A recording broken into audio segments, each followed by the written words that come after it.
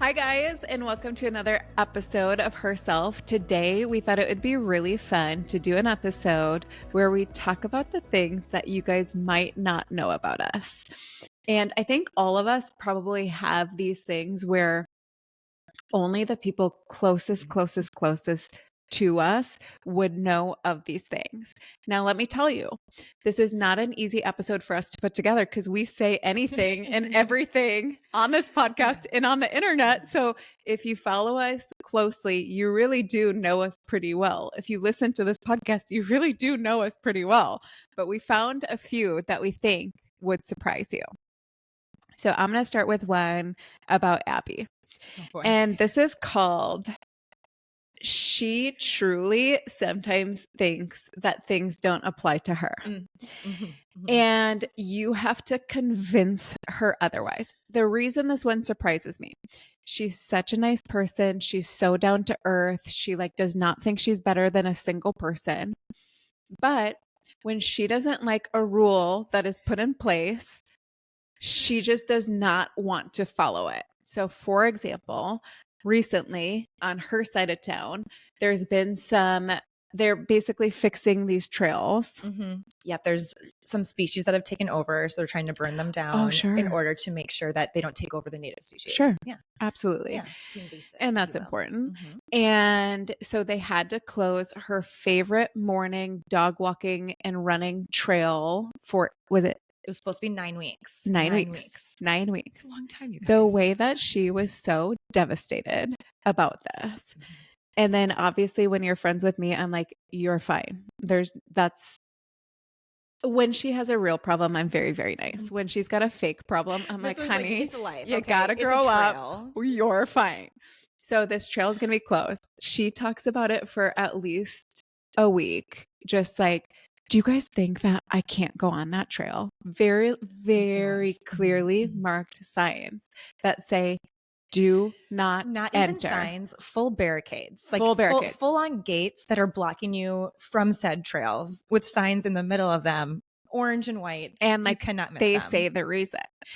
And she is like, wait, do you think I can't go on these trails? And I said, yes, Abby, you cannot go on those trails as clearly marked and denoted. So then she goes back with her dog and asks the guy, the worker, he's just trying to do his job. She says, do you think if I come before you guys start working, I could go on these trails? And he was like, honestly, maybe. This jolly guy, he's like, yeah, I mean, you're not going to interrupt our work at all. So the main reason is we don't want to be interrupted. We want to keep on working. And so I'm thinking, okay, I'll just move up my walk by 30 minutes every day. School's about to start. I can do this. And then at the last minute, he goes, actually, let me just ask my boss real quick. I did not want him to ask his boss. Okay. The fact is that I did not want him to go over to his boss because I got the answer I wanted. Yeah. I got the answer that I wanted. Yeah. And the boss's answer was like, no, absolutely not.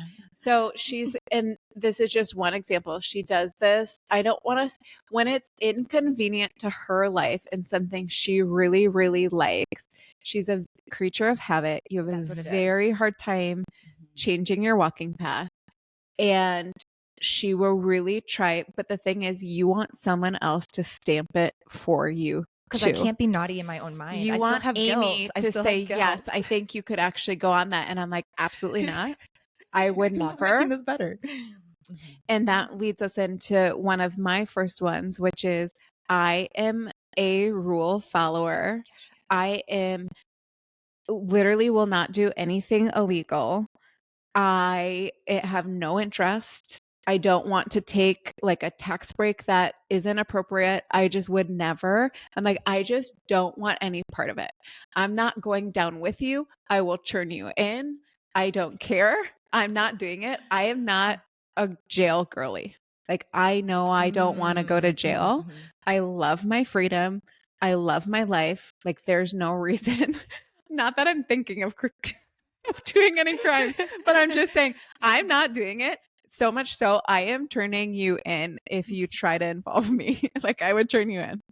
You're done. You're dead to me. You do that. Meanwhile, I mean, jail, it seems kind of quiet.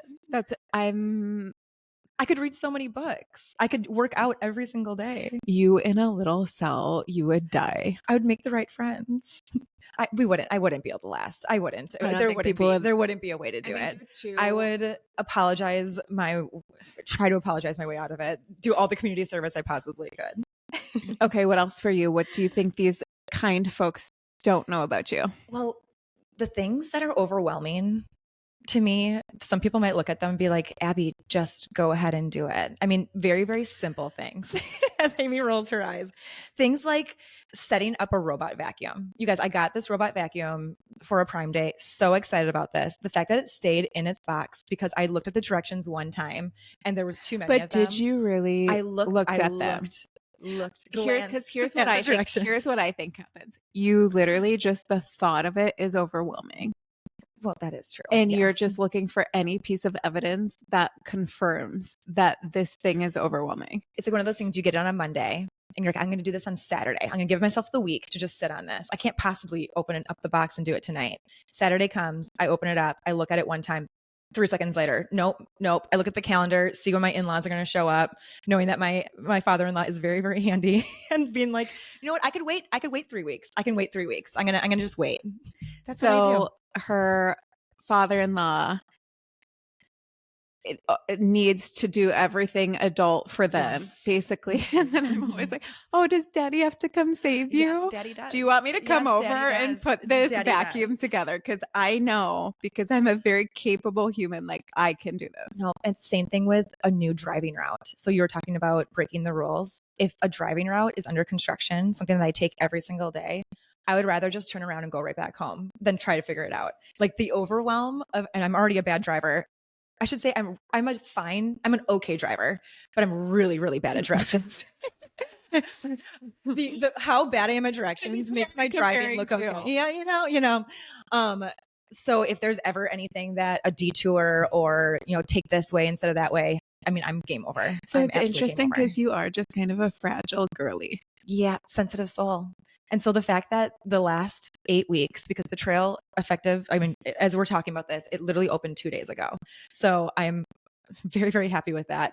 And the route I take into work every single day during the same time frame was also down, not for the full 8 weeks, but was also down. So my morning routine was just starting in shambles. I'm surprised I didn't go into a Hashimoto's flare up. Like I actually did pretty well. Those are the types of things that can literally make me go into a Hashi's flare up. No, literally. And the whole time I'm like, you're okay. It's not that serious. It's truly one road down. I wonder if it's something with my brain and my anxiety, just seeing Probably. danger, like uncertain, not routine, or maybe not danger. I don't even know if it's danger. I just think, I don't know. Maybe invest in some therapy. Okay, go right back in. Because yeah, I mean, I think it's a growth opportunity to say the least. We always talk about where we're growing. You know what? I agree. Okay. One of these things for me, I would say, is that you guys might be surprised by, I'm really not attached to things.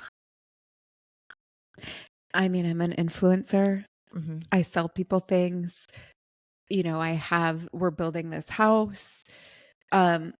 It's not that I don't like things. It's just that I just have this deep belief that everything is always going to be okay. Say, like, for example, Drew and I, like, if anything ever happens in our house, like one time, right when we finished our basement, there was this leak from the refrigerator. Okay. And it was like on the nice new flooring. And he was like meltdown city. And I'm just like, it's fine. Like, as long as something doesn't happen to someone that I'm super close to, and obviously those things will happen, I'm fine. Like, I just don't need things. And like, there's just a difference. Like, I really love things. Like, I really love my rings, for example. Like, it's not to say I don't love any material thing. I just always think that it's going to be okay. Meanwhile, my brain instantly goes to how much work is this going to cost me? Like if there was a leak on the floor, my brain would take 3 steps forward and say, okay, there's going to be mold remediation that we're going to have to do at some point. Mold is going to have to be taken out of our entire house. Okay, take a step back, Abby. take a step back, take a step back, take a step back. And that's how my brain works. Like for you, and we've had 200 therapists on this podcast. And like for you, what is the normal amount of worry?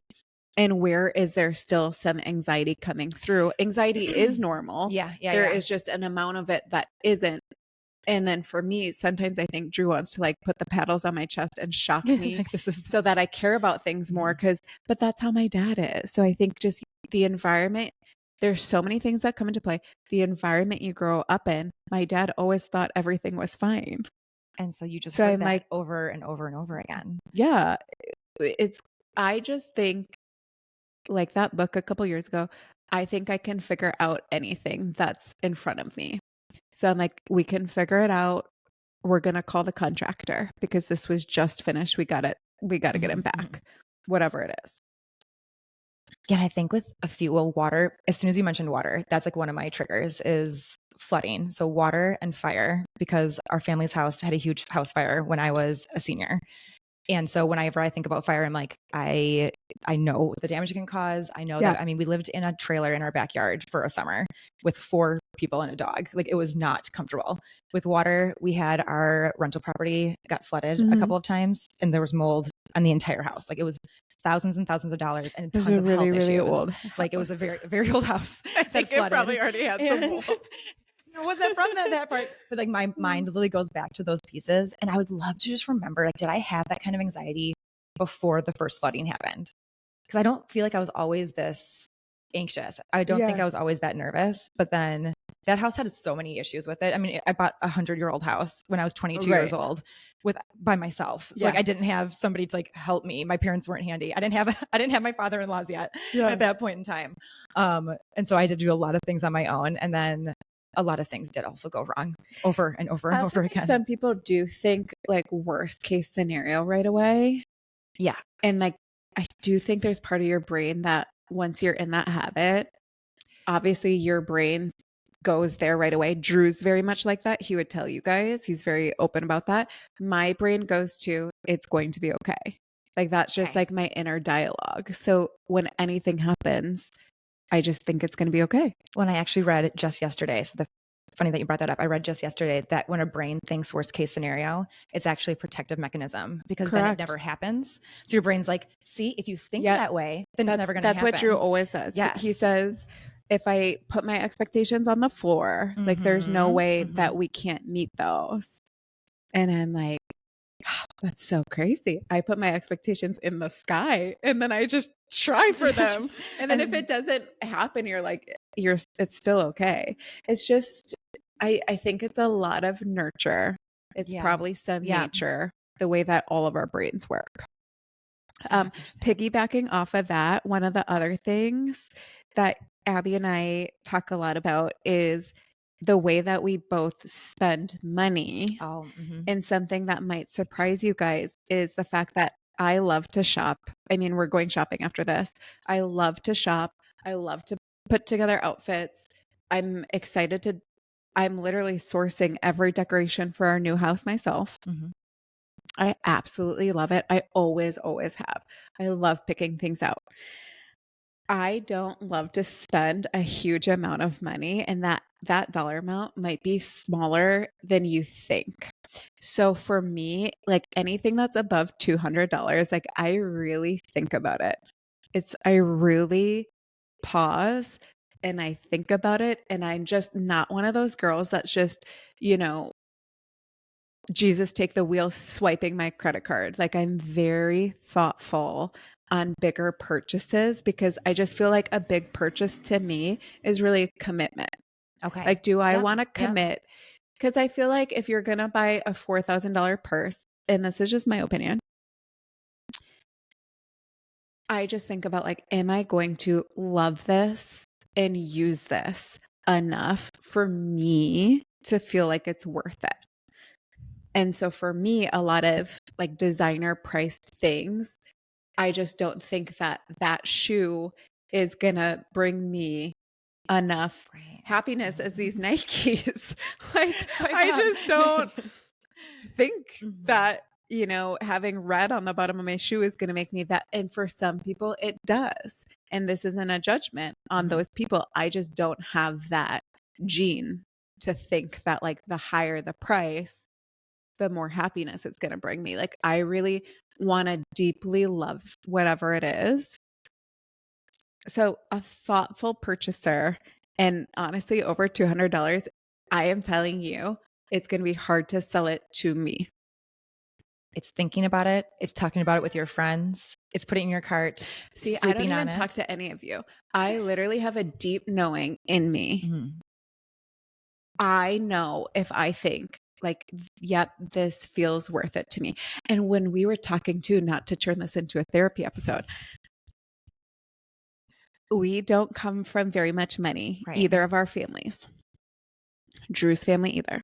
So when we have, you know, come up in our careers, the dollar really still really matters to us in a way where maybe if you were raised with more money around, you think it's more abundant. Abby and I are like, no, we are working hard. We are holding on to this. Like we're just thoughtful about purchases, but we do vary. Right. Because I will buy a $7 cold brew. Right. And like 5 days a week. Yeah. Stopping to get coffee, even stopping to get lunch. If I'm really, really hungry, I will be the person that waits until I get home to eat because there's already food at home. It's the little purchases that get me way more than the big purchases. Here's the question I have for people like you. Does that, okay, and I'm not even trying to be funny. I'm being very serious. I'm not going to look at you. Serious question. Okay. My cold brew, the top of that foam brings me so much joy and dopamine. I am truly euphoric. I've got a cup of regular coffee right here. It doesn't have the same impact on me. It's totally fine. I can totally drink it. This is home coffee. That first sip of cold brew, I feel like I am floating. It makes me so happy. I enjoy the entire thing. And same for sometimes having a snacky, or I should say a meal out. I'm not always eating out because I don't think I can make it home. It's the fact that I'm like, I enjoy the, you know what, out of this wrap. Like this is a banger. I'm like enjoying every single bite. So, did you realize we went from therapy session to like, these are my favorite things right now. Amy talking about her cold brew. I mean, can you hear the passion in her voice? I think not even worry. I just know my habits. If I had a cold brew every single day, I feel like it would lose its appeal on me, and it hasn't lost it on you. I mean, you're 2 years deep. Yeah, I was going to say 2 years deep now, having the same cold brew. Single crispy cold brew. I am, that first sip floats me. If anybody could love anything in this world as much as Amy loves her cold brew, I mean, we'd be very, very happy people. So I think that that's the part for me is I get myself a coffee probably 3 times a month. And it's a very, very special occasion. And I love it. Do you love it as much as I'm describing? No. Do you love food like the way that I feel about eating out? There's certain foods and meals. But is that more when you're going out? This is not what we were supposed to be talking about. Is that more when you're going out to dinner and like a sit down dinner? I feel like that's what you value more. Yes. Well, like I'll hit this one sub wrap at Subway. Shout out Subway, sponsor us if you want. I'll hit this one wrap at Subway when, you know, on Fridays. Yeah. That's your Friday meal. Friday. The Friday treat is a treat for me. Like you have nothing like that where you're just like, it's the plan ahead of time that makes me so excited. Okay. So if it's like a spur of the moment, oh, I'm hungry, I'm going to go grab food. I don't enjoy it that much. I don't enjoy it as much as I want to. But if there's a Friday dinner coming up and I'm thinking about it and I'm excited for it, I know I don't have to do it. I used to check the menu really, really hardcore. I'm actually pretty much healed from that. I can go to some restaurants, you guys, and not even check the menu ahead of time. I used to look at it days in advance and pick exactly first choice. If that wasn't available, what my second choice would be. I would know all my sides, all my sauces before even the day even got there. But no, that's my kind of favorite. The anticipatoriness of it is what really, really excites me. Same thing with coffee. Like that day, I'll be like, I know I'm getting a coffee today. I know I'm getting a coffee today. And the whole day. Unless it gets too late. And then it gets too late. If it's after 1:30, then game over. And then I'm like, nope, I guess I'll try again another day. Okay, here's something that I think would surprise you guys about Abby, and I'm going to let her talk on it. But I truly feel, and believe me, I don't use this, and I think you'll back me up here. I do not use this power for evil. I think I could convince Abby to do almost anything. I think I could influence her. She's such a thoughtful person. And like, for example, remember when I was telling you the vacuum that you bought? Was that the Shark? The was Shark that the Upright? Yeah, the Shark Upright. No. Oh, the robot vacuum. It was the vacuum. Yeah, it was that one. The one we were she talking talked about it for like a month. And I was like, I'm not talking about this anymore. Just buy it. Like truly stop talking about a vacuum. Why did I just say that? We went from convincing me and influencing me to vacuums. The reason real I said fast. that is because she's very thoughtful and methodical and a planner in so many ways, but I think I can influence you to do a lot of things. And one thing we were saying is like, I really do feel like someone could convince you to maybe do like a little bit of a white collar crime. If we had a really good reason we needed to do it, I think that you might say yes. Yeah. So the rules that apply in those situations, if the value and power to our families and to our friends is more, I would trust the family and friends. Reputation. If somebody ever integrity, really disrespects one of my friends, and that happened, that person, I don't care what amazing things they have done to me. If they have been wonderful to my family, like that person is dead to me. What do we need to do in order to make this right? Like that is, I am on board with that. And in our Patreon, you're convincing me to do, you are influencing me to do some really amazing things as well. And which, to be clear, that one I didn't even try. I did not even try to do that. The power of influence of when you're already thinking a little bit, and this is good. This is good at coaching because like everyone can, because you don't want to be completely influenced by your friends where all of a sudden you just like turn into somebody that you're not aligned with.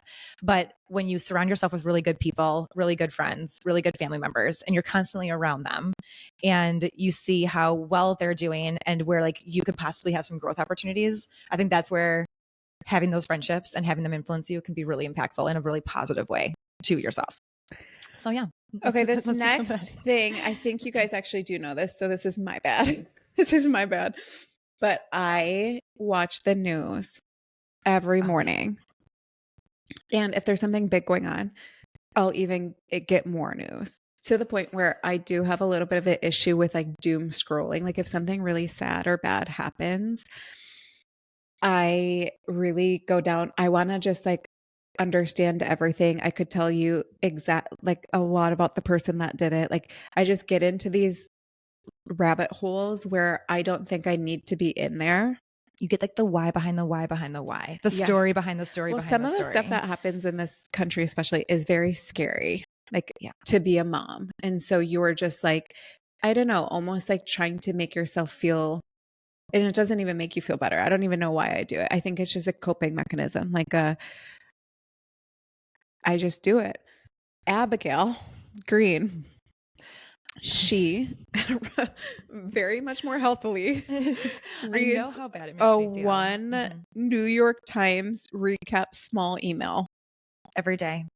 In the morning? In the morning. Actually, when I know I can take it in. It's usually in the morning. But if I'm not, like this week, for instance, there was one day where I was taking everything personally and I knew that I was taking everything personally. That day that you said, I was like, don't say anything. Well, you didn't even tell me that. You told me a while into the day, you go, if anyone says anything mean to me today, I'm going to cry. Yes. And I have self-awareness where I know that. Yes. I think that even when I walked in that morning, I was like, I'm not having a pretty day. I don't need anybody, any feedback. Like I just said, you know what? I actually think you look good today. And I don't know if that's offensive. Is this my standard right now? But if I know I can't take it in, I will just put it on pause. And that's the wonderful thing about an email is you can just mark it on read and come back to it when you need to. Otherwise, that's my news source. I read it when I need to. It's kind of nice because there's like the follow-up. So if you want to read deeper into it, you can read deeper into it. Do you ever read deeper in? It's certain Sometimes. ones. Yep, the certain ones. Not every single one. But I know how terrible it makes me feel when I can't do anything about it. Right. And that's the hard part is that it's like I deeply feel, but I know I can't do anything about it. And it just puts me into a spot where I don't feel good and I get nauseous, like literally nauseous feeling, knowing I can't move on and can't be productive with it. And I hate that feeling. And so with the news, I feel like it's a lot of it is that position for moms, especially the stuff that's been happening lately. And so I just haven't, that's my coping mechanism. She don't ask her about the sports world. Don't ask her about the news. She don't know. She don't know. Living over here. Okay. One thing that we thought was really interesting when we were coming up with this episode is the fact that, okay, we all have those adult tasks that we have to do. So for example, it's laundry. It's, these tasks where they can be slightly daunting because they never end, but that's also just a mindset to get in, because we always say, I've got to catch up. I've got to catch up. I've got to catch up. But as you're catching up with your laundry, your kids are making more laundry and you're making more laundry because you have clothes on your body. So, but it's really interesting because I literally always pair laundry or anything else in that genre with a show. With, I'll be on a bender with the McBee Dynasty or the Nader Girls or the Salt Lake Housewives. Like, I'll be on these journeys, and it's really nice for me because it just feels like I'm not hating the task. I'm not like, oh my gosh, I gotta fold 3 loads of laundry. I'm truly like kind of enjoying the fact that I'm in my bedroom and I'm able to watch this and I'm able to finish this task. And these shows got me hooked. Like, me having to go put away the laundry because I'm like pissed I'm going to miss 10 seconds because I don't want to pause it. Like, if I really love the show, I will press pause. Like, that's how you know you have me. Whereas like with the Housewives, I'll just walk off. I'll be like, I'm going to miss 20 go put seconds. Some shorts away. We're good to go. Correct. But when we were talking about this, Abby prefers to do things in silence. Not even music. And it's interesting for me because I do like some silence. It's not that I never have silence. It's just the tasks would never be the time I would choose the silence. That's not and I think it's like the mundane tasks that take, like the short bits of time where I'm like, if I can have 4 of those short bits of time during the day where there's no input, there's no consumption, my mind can literally just think and be. I like that. Like, that's like my little bits of time. Bro, I will literally pause my TV in my bedroom, put the show on my phone, and then go down and get the next load of laundry. So I cannot relate. Which one do you relate to more? I mean, the fact that you'll do dishes over here and come back to grab your phone real quick, to prop it up on the microwave to do dishes that take, I mean, honestly, that's what you do. If there's tasks that I don't love to do, I'm always going to pair it with something that I like. And then honestly, it feels like no work to me. Well, and that's like the habit stacking, where you're pairing a habit that you don't like with something you do like. And all of a sudden there's a positive connotation attached to it. Well, that's what I do with working out too. I'm always watching a reality TV show because then my workout goes by in like a blink of an eye. Yeah. And sometimes I forget to even turn music on until I'm like 15 minutes in. And I'm like, oh, I could probably be a little less silent right now. Yeah. It's just so interesting. Okay, so as we wrap this episode up, this is a great example because I'm out of here. As we wrap this episode up, one thing about me that I don't think people know is that like I have this true calling to be like a wild and free animal. And I cannot sit at these desks and microphones for too long. Like I'll put in a full day work, don't get me wrong, but like I can't do it like 5 days a week. I'll tell Abby, I'm like, I did not become a business owner to sit at a desk for 5 days a week. Like I could go do that for anyone. I need to move and get out into the community and help the local economy and just be out. So today's a really good example. I've had a really long week. We're recording on a Thursday. Had a really long work week, lots of meetings. And I'm like, I'm leaving. I told Abby this morning, last night. I can record one episode with you. That is it. Cause we were like, maybe we should record 2. I'm recording 1 episode and then I've got to go where the wind takes me. Like there's nothing like it's not like I have like, oh my gosh, I have to run this errand, this errand, this errand, this errand. It's like, I just know I can't be in this office. I've got to be free. And it helps me to be more creative. Like our job, truly my part of this business is like 75% creative. Like I've got to bring the ideas, I've got to bring the new stuff.